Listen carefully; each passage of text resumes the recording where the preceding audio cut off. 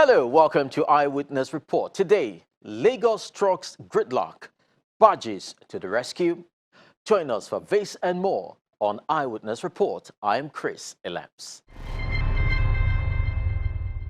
Lagos gridlock has assumed various dimensions. It has become so unpredictable such that even your mobile map sometimes turns out very wrong data. The influx of container trucks and trailers to pick up consignment from the ports and various tank farms across the state is compounding the situation. However, from this thorny situation, a blooming rose is in the offing: transportation via waterway. Join us. The demand created by the import and export sector of the economy is creating a lot of pressure on road network in Lagos State, where all the functional ports are located.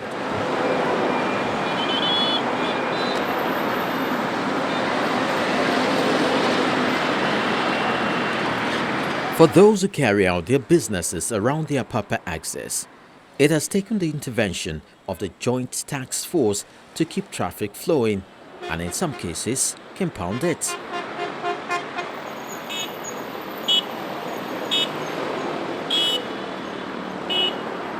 Traffic congestion within the port area came to a head in 2018 when the entire stretch of the Apapa port and environment was a no-go area due to the influx of tankers and trailer drivers attempting to either carry or return their containers.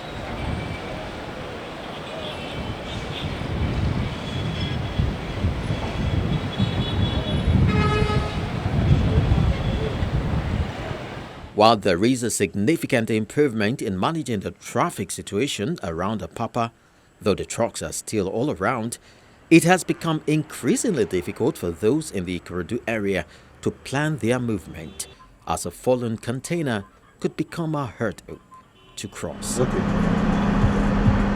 Cases such as these happen every day, breeding frustration and anger as deadlines and appointments are not met, and the possibility of fatality is high.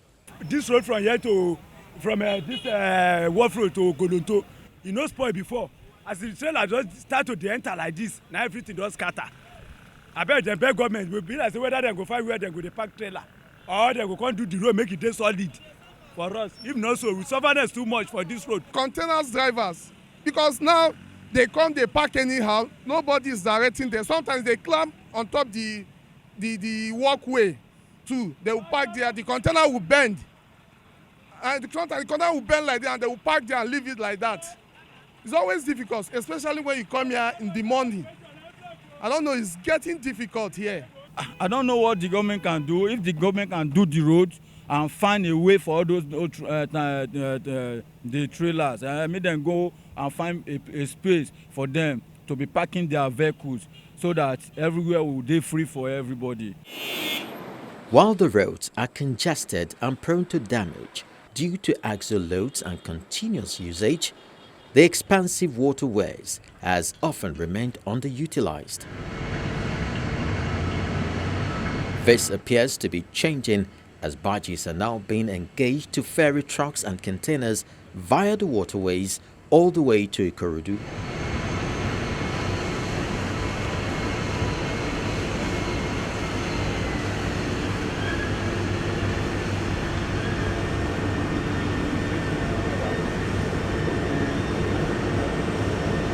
In the last 1 year since this began, a lot of pressure has been taken off the road. This is according to one of the operators.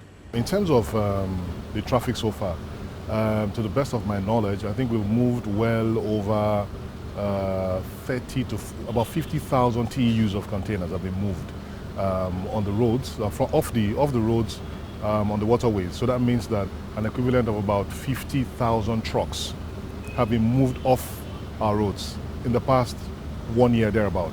Now, when you look at that and you see if you had 50,000 trucks on this already chaotic situation, what would the impact have been? So I'll leave that to our minds to run with that. Okay. Now, in terms of infrastructure, we have a baseline that we're currently working with, which we're hoping with the support of the government. MP has been fantastic. They've been very supportive of the barging operation. They've taken it, head on. And with more support from MPA and other regulatory agencies, now we expect this to continue to improve. Today we have jetties, some government-owned jetties. We have private jetties that are already springing up, and it's only improving. So barging operations, intermodal transportation is not just a short-term solution to traffic management, but it becomes a key component of our nation's intermodal architecture. That's the focus that we're looking at now. There is no other alternative solution than to open an inland waterways where there will be a barge moving containers from Apapa port to their inland ports. From there, they can now move to the hinterland and other states. That's the only solution. For the few months that this barge operation have come to be, we have been able to contribute to the Nigerian economy, if not 10%, up to 5%. The volume of containers that we move, on a daily basis ranges from 400 to 500, okay? From the terminal at Apapa, Tinkan, to other inland ports, like Ikorodu Lighter Terminal, like we have one is equally coming up at Turkey. Egbe is there, Agbara is there. But there are other inland ports which I would recommend that the government should begin to look into it so that they can develop those inland ports and make it functional. At one of the terminals we visited in the Apapa area of Lagos, activities are high in spite of the obvious challenges facing them.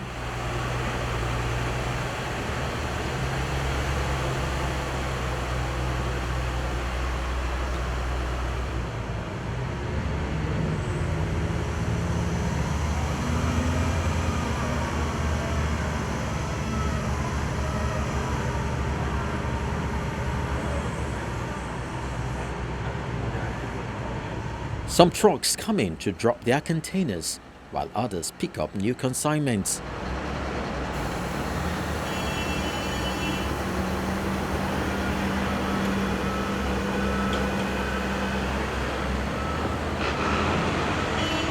For those going to Ikorodu, these barges are loaded and they set sail for their destination.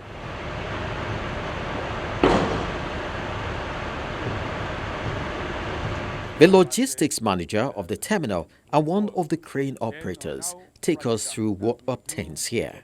This operation is a very simple one, that what we need to do is through the use of a tugboat and barges. For example, if you look at our barges and you see that they are very clean, some can carry 12, some can carry 30, some 40. So these are the things we do. And we must have a solid tugboat. And this tugboat must be able to have all the necessary facilities, the two horn, the lightning, and what have you, to make the road to be safe. Because what matters is we have to think of safety first. Not only that, all the crew members are expected, to put on the helmet that I'm having, then the jackets, the life jackets, and what have you, for the success of their something. And most of them now, they must be able to have two horns so that they can be able to alert the incoming crew members and what have you. Even beside that one, they are expected to have three functional radios where they will use to communicate with the harbor masters and what have you. So these are just the simple way. Then here too, we have container handlers that are used to offload and to load the containers. As far as this operation is concerned, safety is key. And we try as much as possible to work within safety rules and regulations. And this way, we've been able to run successfully without any lost time incident, without any problem whatsoever.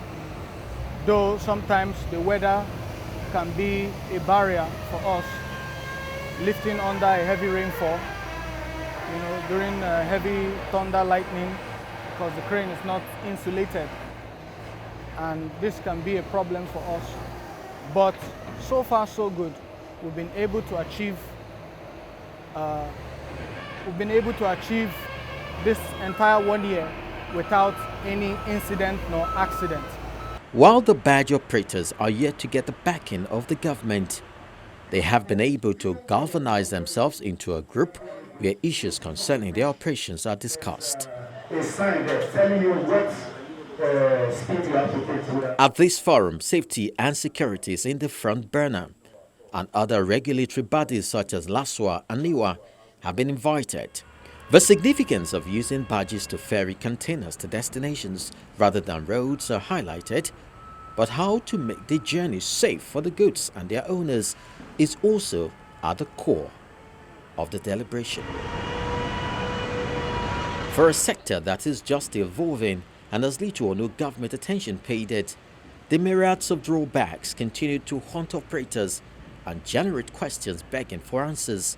One of the captains speaks with us, highlighting issues of poor waterway infrastructure as some of the troubles they are having to deal with.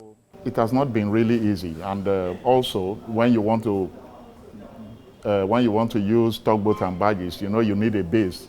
A base is where we call a jetty, where if you are not operating, you are supposed to tie down these equipment there. There are actually some constraints we pass through, hazards also we pass through in order for these operations to be successful. One of the issues I would like to speak about is even the fueling system of our tugboats. How do we get our fuel into our tugboats?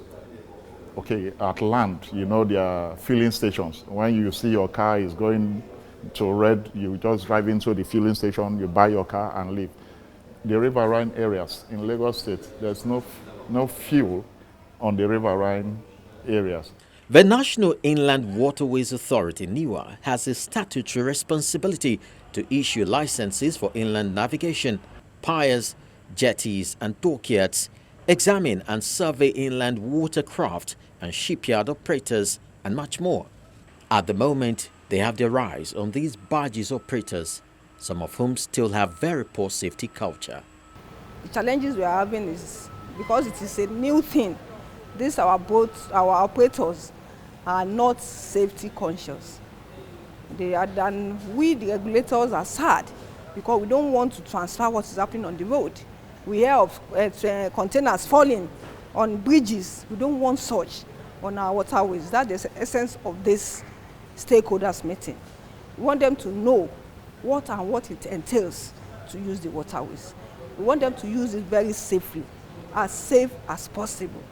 Double sacking, as I said in the meeting, cannot be allowed. Yes, they are after to make money, but at the same time, it should not be at the expense of life. As for the barges operators, they would want to do more to get trucks off the roads with little more assistance from and recognition by the government. You remember that last year, by this time everybody was shouting, yeah, Papa is nowhere to go, Papa is not this. From that, you have seen that the effect is being witnessed practically.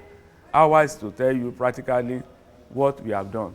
You also observe that within this 1 year that we started the operation of the Barge operation, you will have observed that we have removed the stress of most of the owners, even from the shipping company, from the truck owners, and even from the masses and the importers and agencies. Everybody seems to be happy now. Because within this 1 year we are talking about, we have reduced the tension in Apapa by more than 40%. When I say 40%, I mean more than 40%. And you also observe that most of our members, through the use of barges, they are be able to move more than close to 300,000 containers up the road. You can just imagine if you have about 300 trucks on the road, trying to queue. Because where I operate from the Kirikiri Lighter Terminal. You know that it takes us just 45 minutes to get to KLT, which is a Tinkan port. And it takes me just 1 hour to move container from my yard to Apapa. So based on this, we are able to move a lot of boxes from it. And we have just started. What we just needed is a government to give us a helping hand.